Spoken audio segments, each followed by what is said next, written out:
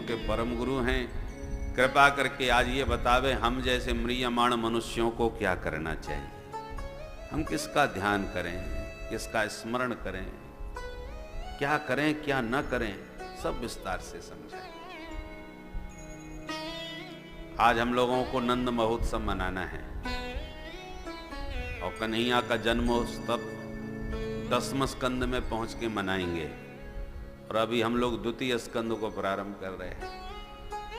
इसलिए आज थोड़ा मंडूकप प्लुतनाय से कथा समास विधि से अधिक कहते हुए हम लोग आगे बढ़ेंगे।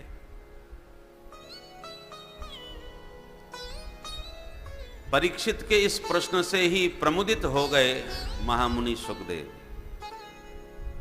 क्योंकि परीक्षित का यह व्यक्तिगत प्रश्न नहीं है, समष्टि भावना से भरा हुआ है, सार्वभौम प्रश्न है। क्योंकि इस मृत्युलोक में सभी म्रियमाण हैं, आया है सो जाएगा, राजा रंग फकीर, जाना सबको है और सबको 7 दिन में ही जाना है। दिन तो 7 ही होते हैं, 8वां है ही नहीं। रविवार से शनिवार तक 7 दिनों में, इन्हीं 7 दिन के भीतर हम सब एक न एक दिन जाएंगे, तो 7 दिन में परीक्षित भी जाने वाले हैं। इसलिए परीक्षित का सार्वभौम प्रश्न है कि हम जीवों को क्या करना चाहिए। इसलिए सुखदेव जी गदगद होकर के बोले, वरीयाने सते प्रश्न क्रतो लोकहितं नृप आत्मविद संगत पुंसां श्रोतव्यादिषु परः। ते प्रश्नः वरीयान्। परीक्षित, तुम्हारे प्रश्न बहुत उत्तम हैं, क्योंकि लोकहित की भावना से तुमने ये प्रश्न पूछा है। संसार के प्राणी दिन भर पैसा कमाने में और परिवार के भरण पोषण में ही भागते रहते हैं और रात में खर्राटे बजा के सोते हैं या विषयों को भोगते हैं। सनई सनई जीवन कैसे समाप्त हो जाता है पता ही नहीं चलता। आज अमुक तारीख हो गई, अमुक महीना हो गया, अमुक वर्ष हो गया और गिनते गिनते सारा जीवन ऐसे ही सनई सनई समाप्त हो जाता है। घड़े में कितना भी पानी भरा हो, एक एक बूंद टपकती रही तो घड़ा खाली हो जाएगा। कुछ बूंदें शेष बचती हैं अंत में, तो थोड़ा पहले ज्यादा पानी होता है तो जल्दी जल्दी टपकता है और जब गिने चुनी बूंदें रह जाती हैं तो फिर रुक रुक करके आराम से। ऐसी श्वास का जल भरा है इस देह के कुंभ में, एक एक करके श्वास निकल रही है, घड़ा भीतर से खाली हो रहा है। और जब अंतिम श्वासें आती हैं तो फिर झटके से कब कौन सी अंतिम श्वास हो कोई पता नहीं। श्वास श्वास पे हरि भज प्रथा श्वास जनिक होए, न जाने या श्वास को आवन होए न होए। इसलिए परीक्षित, जो प्राणी इस मृत्युलोक में मृत्यु से मुक्ति चाहता हो, मृत्यु के भय से आतंक से विनिर्मुक्त होना चाहता हो, उसे सिर्फ एक काम ठीक से कर लेना चाहिए। वो क्या? बोले, मृत्यु के भी जो मालिक हैं, ऐसे मुरली मनोहर माधव से अपना संबंध कोई नाता जोड़ लेना चाहिए। तस्मात् भारत सर्वात्मा भगवान हरिरीश्वरः श्रोतव्यः कीर्तितव्यश्च स्मर्तव्यश्चेच्छता भयम्। बड़े अधिकारी से परिचय हो जाए तो छोटे मोटे अधिकारियों का डर अपने आप खत्म हो जाता है। उसी प्रकार जब मृत्यु के मालिक से हमारी मित्रता हो गई तो फिर मौत से हम क्यों डरेंगे? तो मित्रता भगवान से संबंध बने कैसे? बोले श्रोतव्य, पहले उनके बारे में ठीक से सुनो, सुन करके जब उनकी महिमा का ज्ञान हो जाए तो कीर्तितव्य, उनकी महिमा का बखान करो, गान करो।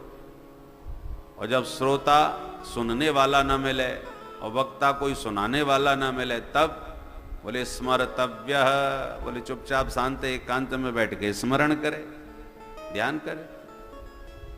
ध्यान कैसे करना चाहिए महाराज?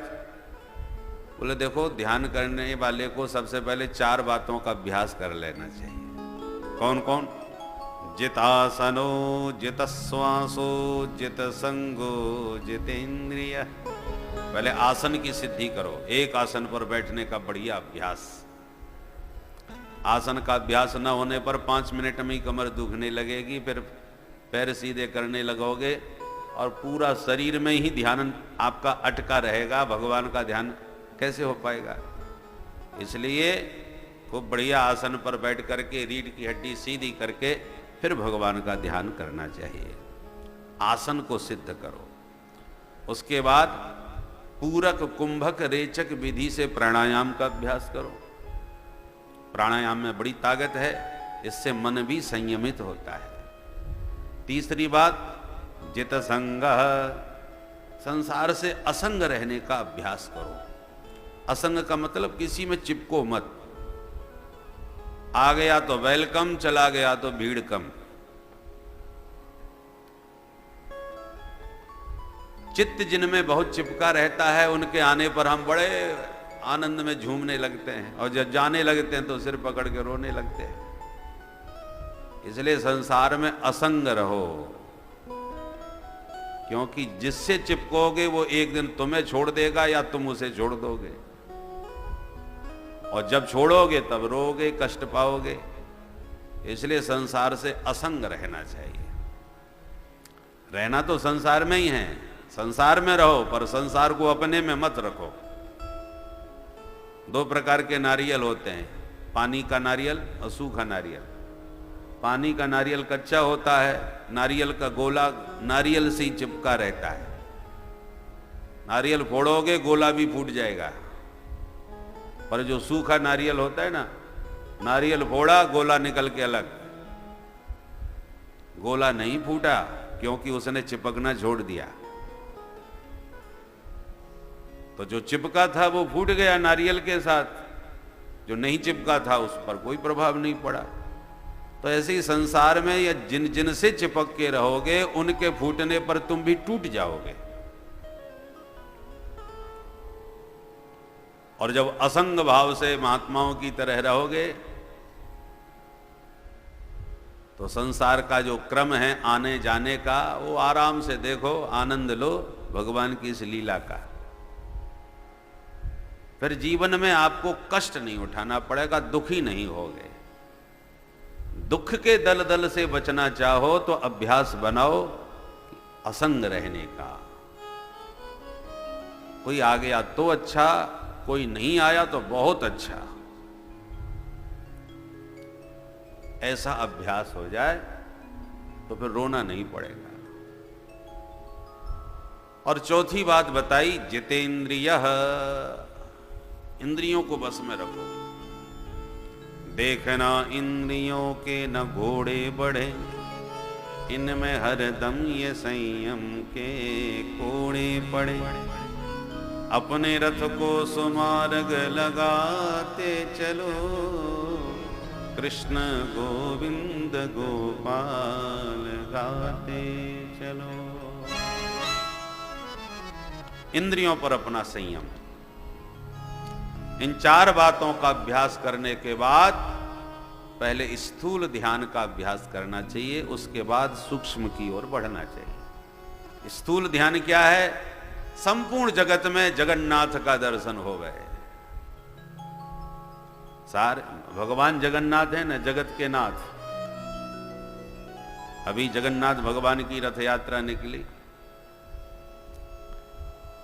इस समय तो कोरोना काल के कारण प्रतिबंध था, बाकी लाखों की भीड़ उमड़ती है जगन्नाथ भगवान का दर्शन करने के लिए। और हमारे एक बहुत अत्यंत प्रिय श्री कृष्ण किशोर दास जी, जो पाकिस्तान में प्रतिवर्ष जगन्नाथ भगवान की रथ यात्रा निकालते हैं, उन्होंने कल ही रथ यात्रा निकाली और कथा का समय हो रहा था 4 बजे, तो हमको 3 बजे से रथ यात्रा का पूरा दर्शन करवाया पाकिस्तान में, कराची के पथ पर। वहाँ की सरकार का सहयोग भी पूरा प्राप्त हुआ, सुरक्षा की पूरी व्यवस्था थी।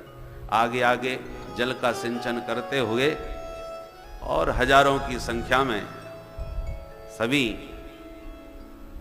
वैष्णव मिल करके जगन्नाथ भगवान का रथ खींचते हुए ले जा रहे थे। बहुत देर तक दर्शन किया। अभी हमने निवेदन किया श्री मलुकपीठ के पूज्य श्री राजेंद्र दास जी महाराज से, तो उन्होंने भी अपने आशीर्वाद का संदेश कृष्ण किशोर दास जी को भेजा। और ये 13वां वर्ष है उनको रथ यात्रा कराते हुए। 13 वर्षों से वहाँ की सरकार का सहयोग लेते हुए अनुमति से सभी वैष्णवों को एकत्रित करके उत्तरोत्तर वैष्णवों की जनसंख्या बढ़ती जा रही है और सभी भक्त मिलकर बड़े उत्साह के साथ वहाँ रथ यात्रा निकालते हैं। ठाकुर जी का दर्शन करने तो सभी मंदिर में जाते हैं, पर एक बार ठाकुर जी भी अपने भक्तों का दर्शन करने के लिए मंदिर से बाहर निकल के घूमने निकल आते हैं। तो जो मंदिर तक नहीं पहुंच पाते तो ठाकुर जी ही उन्हें दर्शन देने के लिए पथ पर विचरण करते हैं यात्रा के माध्यम से। बोले जगन्नाथ महाप्रभु की जय। तो सारे जगत के वो नाथ हैं। तो सबसे पहला उत्तम ध्यान यह है कि जगत में ही जगन्नाथ का दर्शन करो।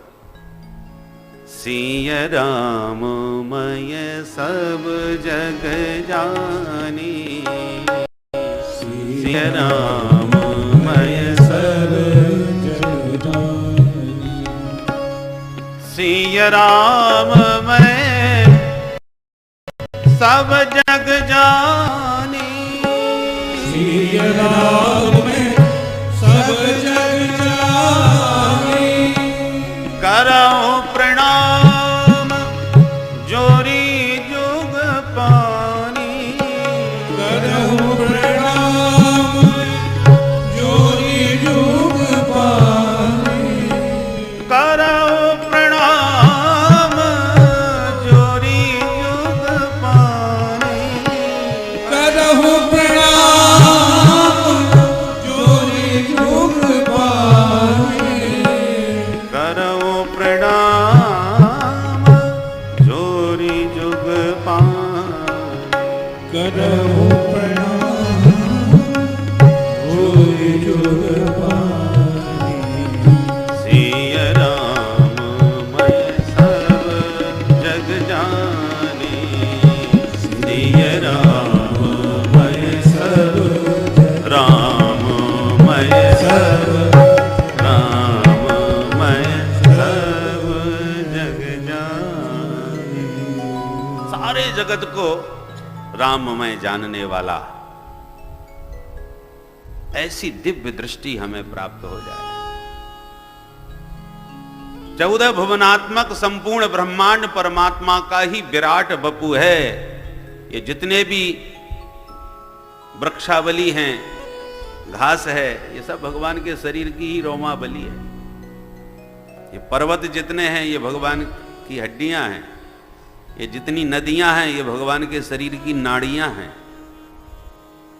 जो भी सुंदरता तुम्हारे मन को मोहती है ये माधव की मधुर मुस्कान है, इसी का नाम माया है।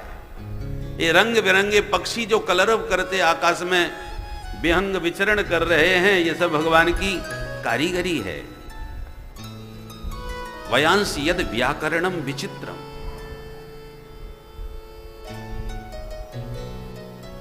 जीवन रक्षा के लिए जितना आवश्यक है उसका प्रकृति के द्वारा प्रभु ने समस्त प्रबंध किया है। चीराणि किं पथि न सन्ति दिशन्ति भिक्षां, नैवाङ्घ्रिपा परिवृतः सरितोऽप्यसुष्यन्, रुद्धा गुहा किमजतो वतनोपसन्नान्, कस्मात् भजन्ति कवयो धन दुर्मदान्धान्। तुम्हें कपड़े चाहिए तो चीराणी किम पथि न संति। महात्मा लोग वलकल वस्त्र धारण करके मस्त रहते हैं, तो ठाकुर जी ने वस्त्र की व्यवस्था नहीं की क्या? अरे महाराज, वस्त्र के बिना तो काम चल जाएगा, पर भोजन के बिना ये पापी पेट का काम कैसे चलेगा?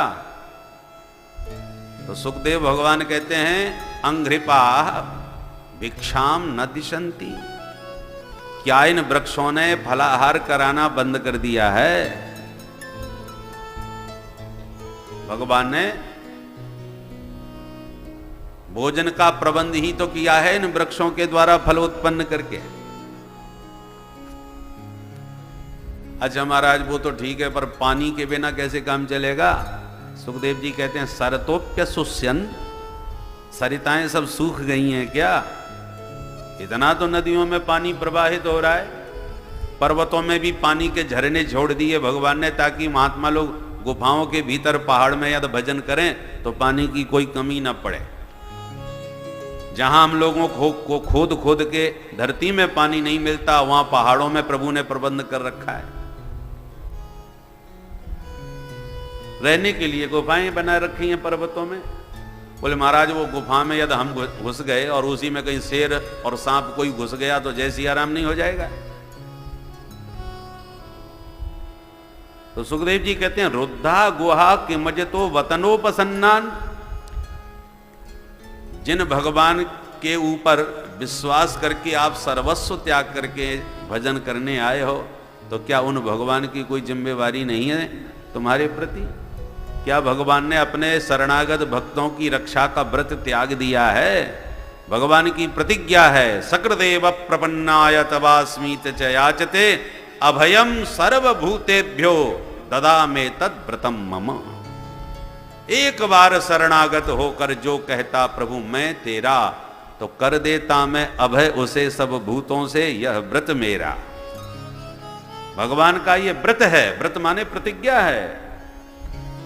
अभयम सर्वभूतेभ्यो ददामी, सब भूत प्राणियों से मैं तुम्हें अभय प्रदान कर दूंगा। एतद मम व्रतम, ये मेरा व्रत है। तो भगवान क्या अपने वचन का पालन नहीं करेंगे? जब ये सब प्रभु ने प्रबंध किया है और तुम्हारे योगक्षेम की जिम्मेवारी भी गीता में ली है, योगक्षेमम वहाम्यहम्, तो कथम, तो फिर कस्मात भजन्ति कवयो धन दुर्मदान्धान। धन के मद में जो श्रीमदान्ध होकर के उन्मत्त विचरण करते हैं, उन श्रीमदान्धों के पीछे तो हम आसान्वित होकर के बाबूजी करते दौड़ते हैं, परंतु जिस परमात्मा ने सारे संसार के चराचर जीवों का प्रबंध कर रखा है, उस परमात्मा पर हम विश्वास नहीं करते। अरे भाई, देश का प्रधानमंत्री भी यदि पूरे आत्मविश्वास से भर करके कह दे कि किसी को कोई डरने की आवश्यकता नहीं, हमने कोरोना का समाधान कर लिया है, तो सारा विश्व निश्चिंत हो जाता है कि अब भाई मामला बन गया। प्रधानमंत्री जी ने कहा, बड़े व्यक्ति की बात में बड़ी दम होती है, लोगों को बड़ा विश्वास होता है उनके वचन पर। ऐरा गहरा कोई बोले तो बात नहीं बनेगी, एक जिम्मेदार व्यक्ति बोले तो लोगों को विश्वास होता है। जब प्रधानमंत्री के वचन पर हम इतना विश्वास करके निश्चिंत हो जाते हैं, तो सारे ब्रह्मांड का मालिक कह रहा है योगक्षेमम वहाम्यहम् सर्वभूतेभ्यो अभयम ददामि। इतनी प्रतिज्ञा कर रहे हैं, वचन दे रहे हैं, तो क्या हमें विश्वास नहीं करना चाहिए?